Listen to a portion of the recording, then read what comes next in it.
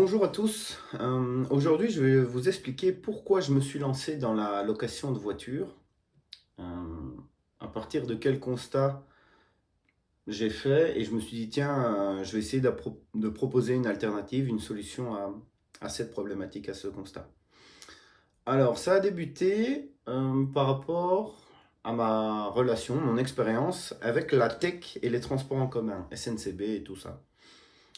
Je pense, je ne veux pas être directement à charge de ces services, mais ça m'est arrivé plusieurs fois de rater un train, que le train soit pas dans les heures auxquelles je désirais partir, arriver, etc. Après, je pense que c'est quand même quelque chose qui doit rester en fait, parce que c'est toujours intéressant d'avoir ça pour du transport de masse, on va dire. Mais pour des occasions beaucoup plus ponctuelles, c'est intéressant d'avoir une autre alternative. Donc j'ai été confronté à toutes ces problématiques et je me suis dit, tiens, c'est dommage qu'il n'y ait pas un véhicule.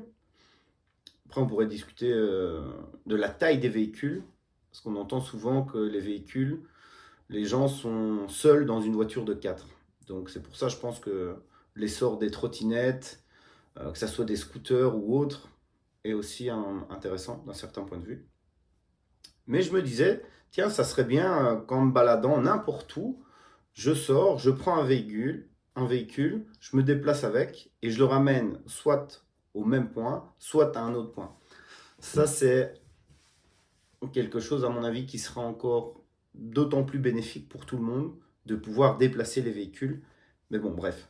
Déjà, prendre un véhicule à un point A et le ramener au même point, c'était quelque chose d'assez intéressant pour moi. Donc, de l'optique, c'est quoi? C'est on sort de chez soi, on a dans sa rue, par exemple, 10 véhicules à disposition, de tailles différentes, de marques différentes, de consommation différentes, et on choisit là-dedans, on l'utilise et puis on le ramène. Donc j'ai débuté avec ma voiture personnelle. D'ailleurs, c'est ce que j'encourage tout le monde à faire. Prenez votre véhicule et testez. Euh, Dans un premier temps, je voulais pas non plus que le véhicule sorte tout le temps parce que j'en avais besoin. Mais de fil en aiguille, j'ai vu que ça se développait et c'est comme ça que j'ai rajouté un second véhicule, puis un troisième, etc., etc.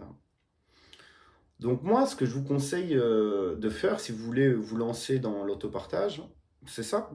Vous avez un deuxième véhicule dans la famille ou un véhicule dont vous voulez vous séparer.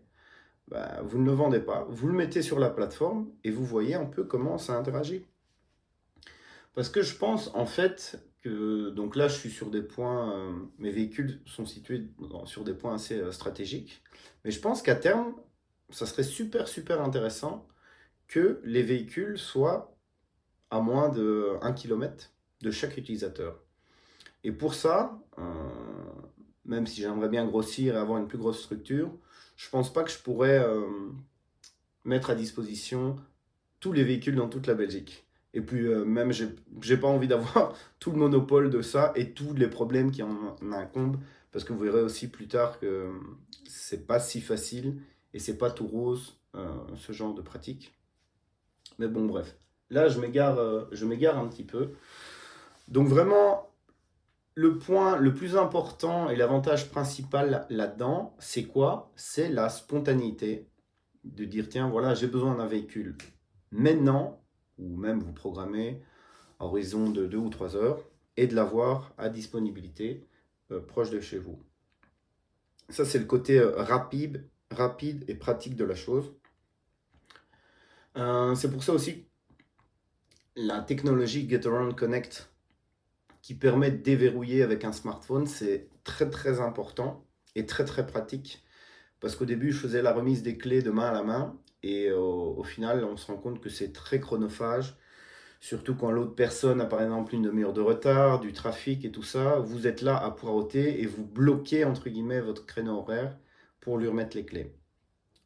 Donc ça, c'est quelque chose que je vais parler aussi dans ma formation. Comment bien mettre un bon système en place pour vous dégager un maximum de temps. La deuxième chose aussi, et ça découle de la première, c'est par rapport au service 24 sur 24 et 7 sur 7. Que ce soit pour les trains ou les bus et tout ça, ils ont des horaires et ils ne tournent pas en permanence.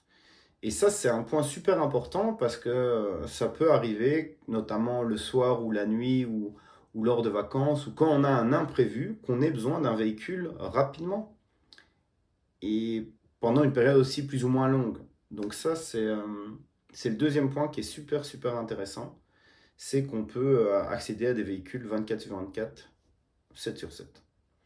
Donc voilà un peu pour les principaux avantages dans l'autopartage. Si vous êtes intéressé par la formation, n'hésitez pas à le mettre en commentaire. Likez, partagez, abonnez-vous. Et elle devrait sortir non, bientôt. Je suis occupé à bosser là-dessus, quoi. Mais donc voilà, n'hésitez pas. Si vous avez des questions, vous pouvez m'envoyer aussi en DM ou laissez-moi un commentaire.